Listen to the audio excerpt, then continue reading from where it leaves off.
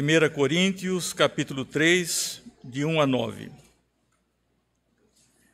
Eu, porém, irmãos, não vos pude falar como a espirituais, e sim como a carnais, como a crianças em Cristo. Leite vos dei a beber, não vos dei alimento sólido, porque ainda não podíeis suportá-lo, nem ainda agora podeis, porque ainda sois carnais. Porquanto, havendo entre vós ciúmes e contendas, não é assim que sois carnais e andais segundo o homem? Quando, pois, alguém diz, eu sou de Paulo, e outro, eu de Apolo, não é evidente que andais segundo os homens? Quem é Apolo e quem é Paulo? Servos por meio de quem crestes, e isto conforme o Senhor concedeu a cada um. Eu plantei, Apolo regou, mas o crescimento veio de Deus, de modo que nem o que planta é alguma coisa, nem o que rega, mas Deus que dá o crescimento. Ora, o que planta e o que rega são um, e cada um receberá o seu galardão, segundo o seu próprio trabalho. Porque de Deus somos cooperadores, lavoura de Deus, edifício de Deus sois vós. Antes mesmo de iniciar a exposição da palavra, gostaria de ter uma breve reflexão, no sentido de que cada um de nós temos uma maneira própria de enxergarmos a vida, de interpretarmos a realidade, os fatos. Embora a realidade não seja plástica, mas nós temos o direito inalienável de termos a nossa liberdade de pensamento, de expressão. E amanhã, quando vamos votar, eu quero crer que a igreja da qual eu fui pastor há 25 anos, todas as pessoas são bem intencionadas, independentemente do voto que darão. Embora pese sobre todo cristão a responsabilidade com a verdade e evitarmos o erro. Nós erramos principalmente por ignorância. Quando desconhecemos certos fatos, erramos quando nos apaixonamos por um pensamento, por uma ideia, e não somos capazes de enxergar o outro lado da questão. E erramos também quando queremos errar, quando buscamos somente os nossos interesses, ou somos contumazes no erro, errar por querer errar. Eu penso, meus irmãos, pelo que conheço de todos vocês, alguns dos quais batizei, fiz casamentos, que todos têm boa intenção.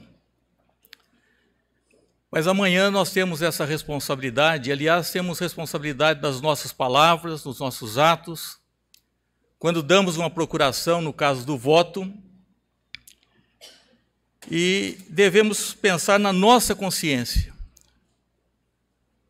Independente do candidato que deverá ser eleito, nós carregamos conosco a nossa consciência, e o voto é secreto. E, concluindo, não é o sermão, é apenas uma palavra, é um tempo de nós reconstruirmos os nossos relacionamentos. Existem ressentimentos, isso é notório, no seio de famílias, de igrejas do nosso país, e a igreja tem a responsabilidade de nós construirmos pontes, de pedirmos perdão por palavras, por atos desnecessários, frutos do orgulho, da paixão, e que Deus possa conduzir a nossa nação e principalmente a nossa igreja. Eu gostaria de ter uma breve palavra de oração e depois então faremos a exposição das Escrituras. Vamos orar. Senhor, pedimos por todos os membros desta comunidade, indistintamente, todos os nossos irmãos presbiterianos também, que congregam conosco, que nós saiamos, Senhor, sempre unidos no amor de Cristo, que possamos sempre cuidar-nos uns dos outros, que a tua paz esteja no nosso coração, que preservemos a nossa responsabilidade, mas também o nosso cuidado para com o nosso próximo, criado à tua imagem e semelhança. Perdoa, Senhor, os nossos pecados. Em nome de Jesus. Amém.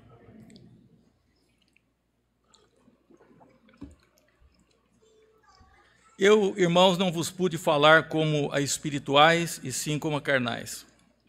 O contexto é bem conhecido da igreja da cidade de Corinto. O apóstolo Paulo era o fundador daquela igreja, e chegou ao conhecimento dele que havia algumas dificuldades. Ele dizia: eu fui informado pelas casas de Cloé que há contendas entre vós. Refiro-me ao fato de um de vós dizer: eu sou de Paulo, eu de Apolo, eu de Cefas, eu de Cristo. Acaso Cristo está dividido? Foi Paulo crucificado em favor de vós? Ou fostes porventura batizados em nome de Paulo? Ele diz: eu não vos pude falar como espirituais, mas sim como a carnais. Isso no início da igreja. Ele era o fundador e ele soube acompanhar o nível de crescimento daqueles crentes da cidade de Corinto. Mas acontece que o tempo passou e ele disse: nem ainda agora podeis, porque ainda sois carnais. Havia decorrido um tempo desde a fundação da igreja, e as pessoas que eram carnais ainda continuavam sendo carnais, porque ele recebeu um informe, não anônimo, mas ele diz o nome daqueles que estavam denunciando fatos da casa de Cloé, que havia partidos e havia divisões entre aquela igreja. Esse é o fato. Um dizia: eu sou de Paulo. Naturalmente, Paulo era o fundador da igreja. Outro dizia: eu sou de Apolo. Apolo foi um homem versado nas Escrituras, responsável pelo crescimento de alguns ali. E outro dizia: eu sou de Cefas. Cefas, representando, quem sabe, o lado mais antigo do judaísmo. Enfim, havia suas predileções. E Paulo diz: sois carnais. Quando ele diz sois carnais, não é vocês são feitos de carne, como todos nós somos, como todos os homens são. Mas vocês estão dando lado àquela natureza inferior, né, que quer dominar as suas ações, a natureza humana, a parte de Deus, que é uma ponte para o pecado. Então ele está dizendo nessa igreja que aquele que planta e aquele que rega estão no mesmo nível. Um apenas plantou, outro regou. Quem realmente tem o mérito é aquele que dá o crescimento, aquele que dá vida. E essa vida só pode vir de Deus. Naturalmente, os líderes, eles são capazes de fazerem coisas fantásticas. Nós temos líderes abençoados, não é? Mas eles são no mesmo nível, todos eles, porque somente Deus que criou o coração é que pode recriá-lo e que pode dar vida e que pode dar do seu espírito. Essas pessoas tinham pouco entendimento. No sentido, eles eram espirituais, psíquicos, pneumáticos. Porque todos eles eram crentes. Mas no procedimento, eles eram carnais. Era um procedimento incoerente, incompatível com a vida, a nova vida em Cristo. Os coríntios haviam recebido, sim, o Espírito Santo. E nós vemos que é possível fazer uma igreja crescer, mesmo com pessoas imaturas. Quando uma igreja está focada no líder, focada em homens, focada em métodos. E os apóstolos, quando eles se converteram, eles saíram a converter também o mundo, mas não tiveram nenhum compromisso com o mundanismo. Muitos têm participado de grandes atrações, shows, danças, entretenimento, e eles saem com aquela sensação de paz. Mas, na verdade, as pessoas têm que ser confrontadas com a palavra de Deus. E é fácil ver que a cultura evangélica, ela enlouqueceu. Movimentos que levam o nome de homens, de líderes. E na busca desse compromisso de crescimento da igreja, estão pregando sobre as necessidades das pessoas. Mas a pessoa, enquanto carnal, ela não sabe nem as suas necessidades.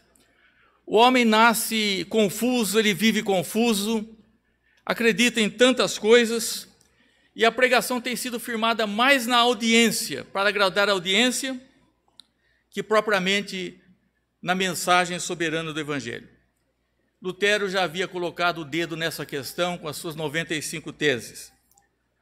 Ocorre, então, que as pessoas têm sido confrontadas com aquilo que Jesus disse a Nicodemos: necessário vos é nascer de novo. Você precisa nascer de novo. Quando o apóstolo Paulo aqui, ele usa de figuras, e nós destacamos aqui a figura do edifício, ele diz: porque edifício de Deus sois vós, uma construção. A igreja é um grande edifício. Ele diz que nesse edifício não se pode colocar outro alicerce, outro fundamento. É claro que quando queremos fazer uma obra, uma construção, nós pensamos mais e gastamos bastante no alicerce, no fundamento. E eu gostaria de aqui apresentar aquilo que é um dos lemas da reforma inicialmente, que é a expressão conhecida dentre nós por solos Christus, somente Cristo. Quando Paulo ele é chamado a pregar o evangelho em lugares em que Cristo não era conhecido. E ele disse: segundo a graça, com prudente construtor lancei o fundamento. Ninguém pode lançar outro fundamento além do que foi posto. Naturalmente, existem muitas pregações, mas a pregação genuína é uma pregação cristocêntrica. Nesse mesmo capítulo ele disse: irmãos, quando fui ter convosco anunciando o testemunho de Deus, não o fiz com ostentação de linguagem ou de sabedoria, porque decidi nada saber entre vós, senão a Jesus Cristo e este crucificado. Meus irmãos, toda mensagem, toda a vida da igreja, todo o nosso pensamento tem que girar em torno da pessoa de Cristo. Paulo disse: para mim, o viver é Cristo. Ele havia sido informado desses lamentáveis acontecimentos, dessa facção na igreja. Esses líderes eram realmente notáveis. Mas Paulo está dizendo que ele lançou o fundamento e todos eles agora eram cooperadores entre si, cooperadores de Deus, nessa edificação sobre esse fundamento. Eu creio que a lentidão do trabalho, vou dizer talvez da nossa denominação, é porque muitos ministros estão preocupados com o marketing pessoal e não com a glória de Cristo. Há muito para se fazer nesse país. Eu tenho vergonha, às vezes, da maneira como nós somos tão divididos em matéria de testemunho e de organização. O propósito era reformar a igreja.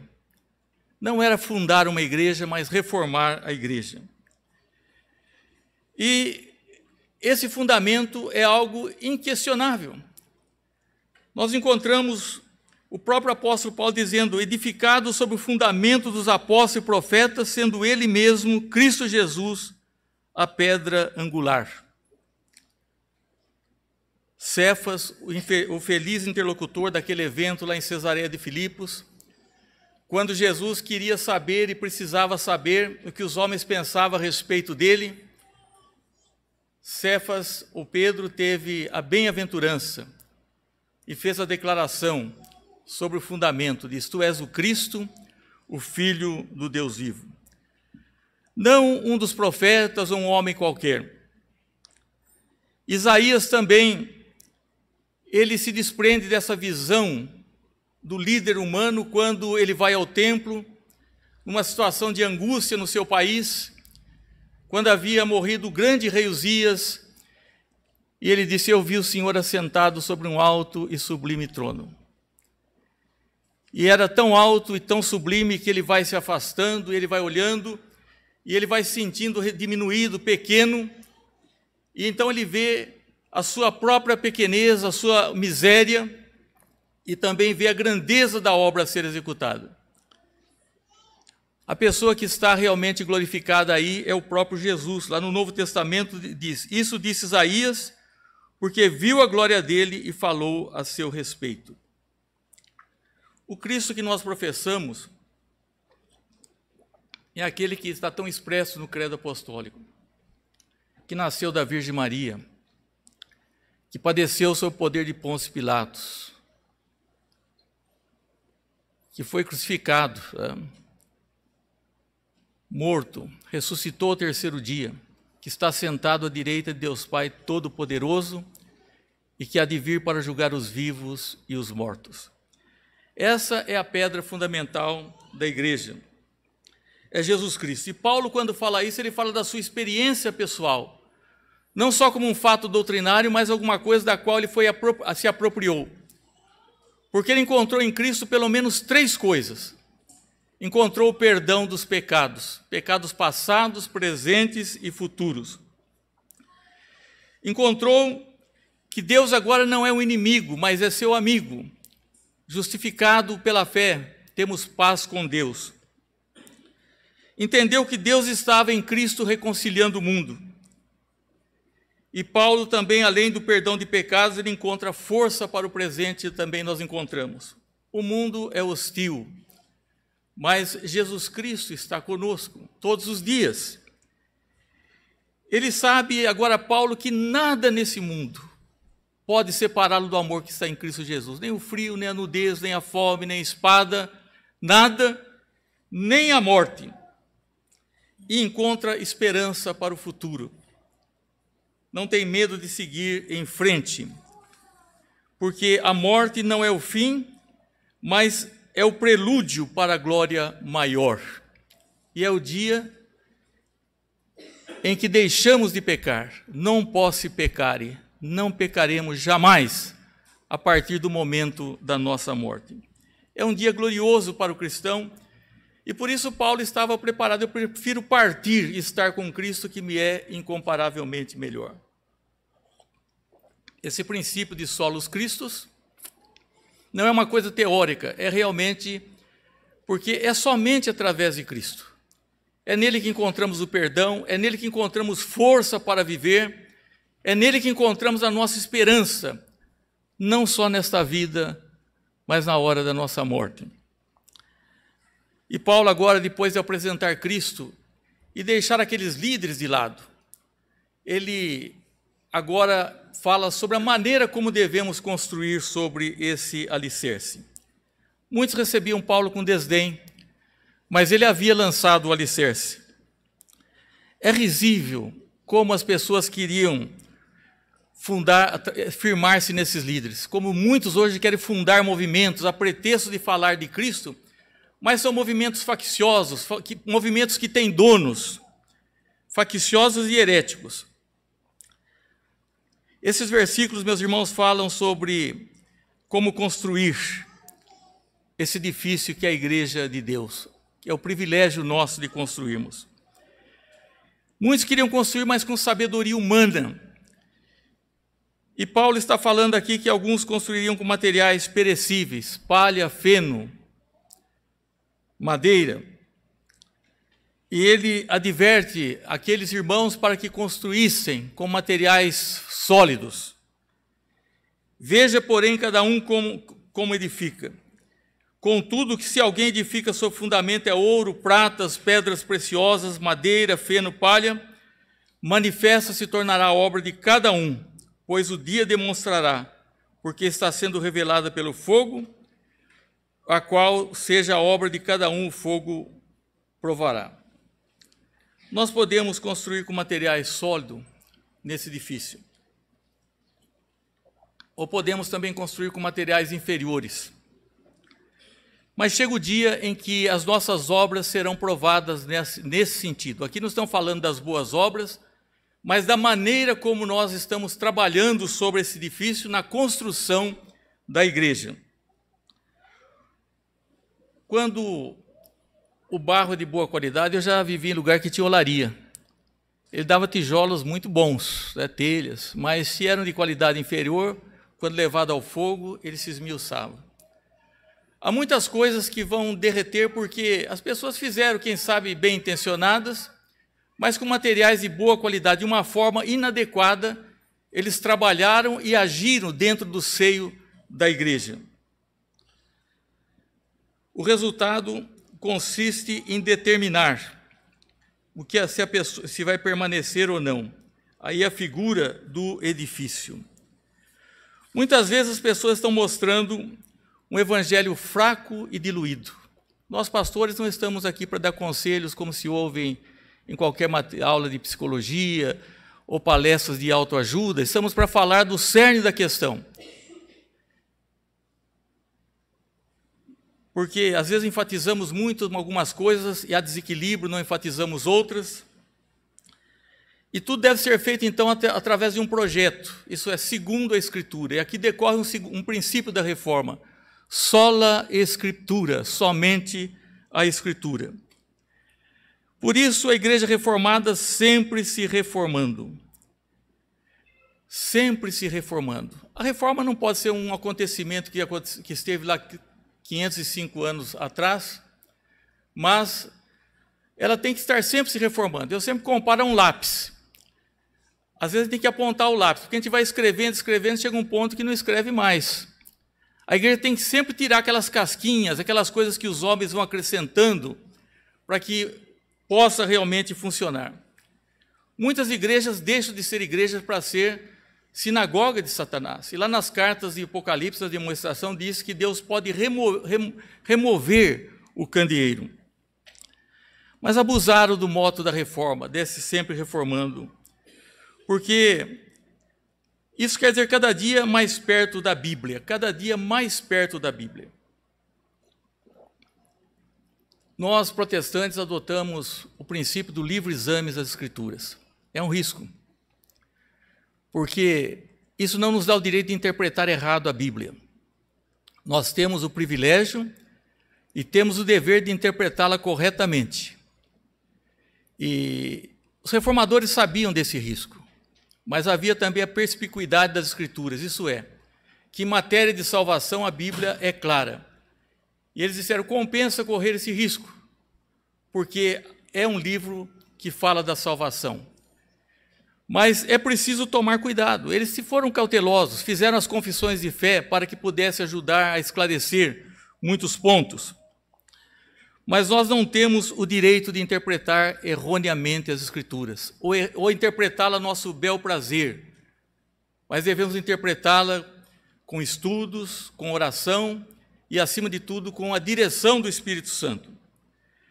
A palavra de Deus é o que temos de mais importante na igreja. Muitos crentes do passado oravam, o Senhor pode tirar tudo na nossa igreja, mas não tire a palavra, a fiel exposição das Escrituras. Tem muita gente pregando aquilo que parece ser princípios da reforma. Eles falam de Cristo, eles falam das Escrituras, eles falam da graça, eles falam da fé e eles falam da glória de Deus. Aliás, todos falam. Católicos romanos, outros irmãos denominacionais de qualquer denominação. Mas existe uma palavrinha que nos difere isso. Não é falar de Cristo, solos Christos. Não é falar das Escrituras, é falar sola Escritura. Não só falar da graça, mas sola gratia. Não só da fé, mas sola fide. Não só a glória de Deus, mas soli Deo glória. Somente glória a Deus. Johann Sebastian Bach, um músico, que cresceu lá à sombra do castelo de Waterburgo, onde Lutero também esteve ali carcerado, ele colocava essas letras iniciais aí, do Soli Deo Glória. Porque toda a Escritura é útil para o ensino, para a repreensão. É o que nós temos de mais importante nesta vida, enquanto estivermos aqui na terra. É o que nós temos de mais importante. A palavra inspirada, teopneustia, no grego, quer dizer que é soprada. Cada palavra, cada intenção ali expressa é realmente Deus falando conosco. Nossos pais, lá no Jardim do Éden, desobedeceram a palavra de Deus proferida, mas Jesus, no deserto, quando tentado, ele disse, está escrito. E lá também, quando, no caminho de Emaús, aqueles homens sentiram o poder da exposição das Escrituras. Falou, porventura não ardia em nós o coração quando ele nos falava e nos expunha as Escrituras.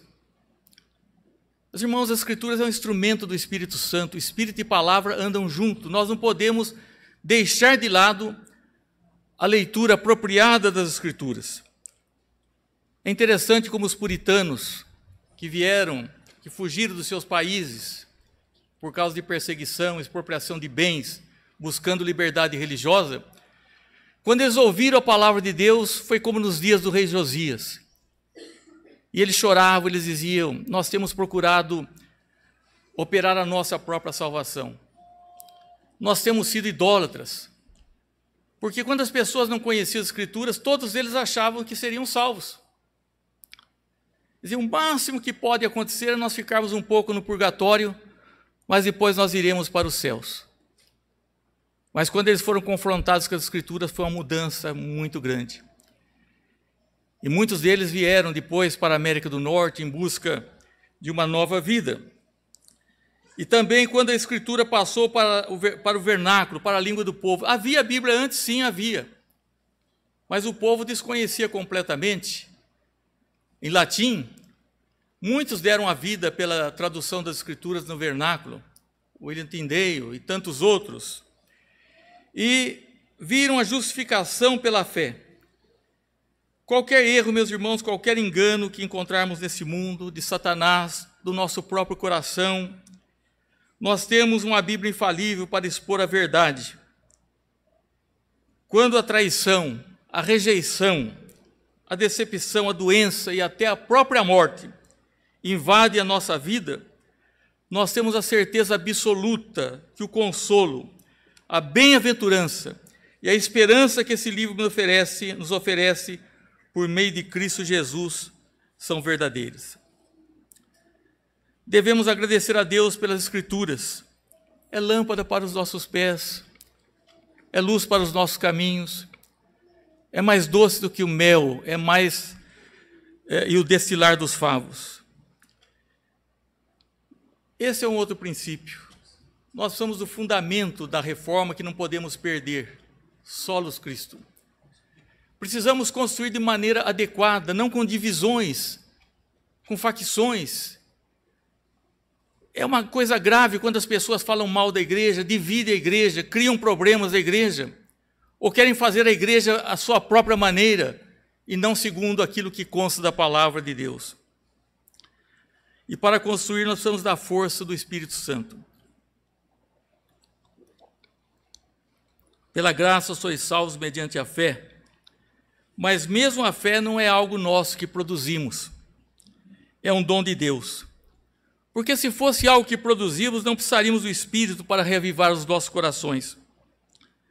Essa visão bíblica está naquela pregação de Paulo a Lídia, lá na beira do rio, quando o Espírito Santo abriu o coração de Lídia, o entendimento, para acolher as palavras que Paulo dizia. Os que são de Deus ouvem a palavra de Deus. E ninguém vem a mim se pelo Pai não for concedido. Ninguém vem a mim, ninguém. Ninguém quer dizer ninguém. Vem a mim se pelo Pai não for concedido. Era sola graça e sola fide. E Paulo diz: acaso não sabeis que o vosso corpo é o santuário do Espírito Santo que está em vós, o qual tendes da parte de Deus e que não sois de vós mesmos? Embora há um texto lá em 1 Coríntios 6,19 que fala que o nosso corpo é o templo do Espírito Santo, aqui Paulo está falando no sentido corporativo, não do indivíduo, mas da igreja, está no plural, né? A ideia de que toda a comunidade é o templo do Espírito Santo. É uma censura suave. E a igreja tem que ser cheia do Espírito Santo. Assim quando Salomão levou a arca lá no templo, e a glória de Deus preencheu o templo, e precisaram sair até os líderes religiosos tiveram que sair, a glória de Deus inundou o templo. O Espírito Santo tem que habitar na igreja, no corpo. Mas nós estamos tão despreocupados. Às vezes passíveis da mesma repreensão de Paulo. Eu não pude falar a vocês quando era no começo da igreja, vocês eram jovens, eram carnais, mas nem agora eu estou podendo falar. Naquela época eu dei leite, mas agora não posso falar. E eu não posso falar principalmente isso, porque vocês não estão sabendo construir essa igreja. Meus irmãos, é uma coisa muito triste o que acontece hoje em matéria de igreja. Nós precisamos do Espírito Santo. A palavra de Deus segue juntos. No início da igreja, que começa idealmente com Cristo, formalmente com Cristo, idealmente com Cristo e formalmente no dia de Pentecoste, Pedro estava cheio do Espírito Santo. E cheio do Espírito Santo, ele fez uma mensagem solos Cristo. Ele não falou da sua experiência, olha, eu estou arrepiado, olha, eu tive isso, um problema. Ele falou, vocês mataram o Cristo, o autor da vida. E as pessoas ficaram tão desesperadas, e elas disseram, o que deveriam fazer foi cada um de vocês, arrependei-vos e sejam batizados. Hoje a mensagem é essa, Jesus te ama. Nós estamos pregando que Cristo ama todos os homens incondicionalmente. Quando a Bíblia diz que Deus amou o mundo no sentido de judeu, de todas as pessoas, todas as raças. Mas a Bíblia diz que Deus odeia o homem de mãos sujas de sangue, o ímpio. Então, Pedro estava cheio do Espírito Santo e fez uma mensagem de Cristo. Quando ele falou para os discípulos também, recebereis o poder do Espírito Santo, e sereis minhas testemunhas. Nós não seremos testemunhas se não estivermos cheios do Espírito Santo. E também Estevão, nós vemos que era um homem cheio do Espírito Santo, um homem que viu a Jesus glorificado, um homem que estava cheio do Espírito Santo a ponto de perdoar os seus algozes. Enquanto as pessoas rilhavam os dentes e atiravam pedras, Lucas diz que o semblante de Estevão era como de um anjo. Era como de um anjo. E ele testificou com poder. E ele falou de Cristo. Às vezes nós falamos de tantos personagens da Bíblia que dá a impressão que nós temos que seguir aqueles personagens. Eu creio que os livros mais importantes da Bíblia, a meu ver, depois de tantos anos, são os Evangelhos, a carta aos Romanos, da salvação, a carta aos Hebreus, da superioridade de Cristo, e assim toda a Escritura é inspirada, mas alguns pontos que nós temos que focalizar mais. E o versículo 17 desse texto diz uma coisa que talvez seja as palavras mais fortes do Novo Testamento em relação à igreja. Se alguém destruir o santuário de Deus, Deus o destruirá, porque o santuário de Deus que sois vós é sagrado. Santuário de Deus que sois vós é sagrado. Quando ele fala da construção, que um constrói com feno, madeira e palha, essas pessoas não iam se perder. Diz que as pessoas seriam salvas, porque eles tentaram fazer alguma coisa, mas fizeram de uma forma muito inadequada, um evangelho diluído, um evangelho fraco. Vocês vão, na verdade, é como que vocês vão sofrer dano, mas vão se salvar. É como salvos pelo fogo. A figura é de um prédio que está pegando fogo e a pessoa, de repente, se arroja, lança e sai por pouco. Esses seriam salvos. Mas Paulo viu também que alguns estavam procurando destruir a igreja. E isso é uma coisa séria. O próprio Jesus falou para Saulo, Saulo, por que você me persegue? Quando ele era um perseguidor da igreja. Meus irmãos, muitas pessoas pensam que igreja não é importante, não é uma igreja relevante. Aí eu vou cada dia em uma igreja, eu não preciso ser membro de igreja, a minha relação é eu estou bem com Deus. Calvino diz que a parte da igreja não há salvação, e não há mesmo. Porque quando Deus salva uma pessoa, Ele salva individualmente, mas Ele coloca no corpo que é a igreja. Quando nós somos recebidos numa igreja local, nós somos recebidos em toda a igreja de Cristo aqui na terra. E nós devemos apreciar a igreja, nós devemos lutar pela igreja, nós devemos construir da melhor maneira. Quando entra um visitante, ele não pode sair sem que alguém o cumprimente, formando grupinhos, panelinhas. Já ouvi durante meu passado muitas coisas de pessoas que disseram, eu entrei e saí, nem um sorriso, nem um cumprimento. Nós sentimos necessidade de sermos acolhidos, né? E às vezes estamos tão preocupados com tantas outras coisas, que não preocupados com a vida da igreja no sentido de corporação. Edifício de Deus sois vós. A obra de cada um será avaliada. Chegará o dia em que nós, pastores, e eu creio que está chegando logo, e que nós teremos que prestar conta do nosso ministério. Não é o nosso marketing pessoal, mas é como nós temos que apresentar a figura de Cristo domingo após domingo, exaltarmos a Cristo, aprendermos de Cristo, vivermos como Cristo. Ele é o fundamento, é solos Cristo, fundamento da reforma, somente Cristo. É a melhor maneira possível, com materiais nobres, compatíveis com esse alicerce. Paulo queria fazer o melhor, e ele fez o melhor. Ele disse: sede meus imitadores como eu sou de Cristo. Alguém vai falar: mas eu não posso dizer isso, né?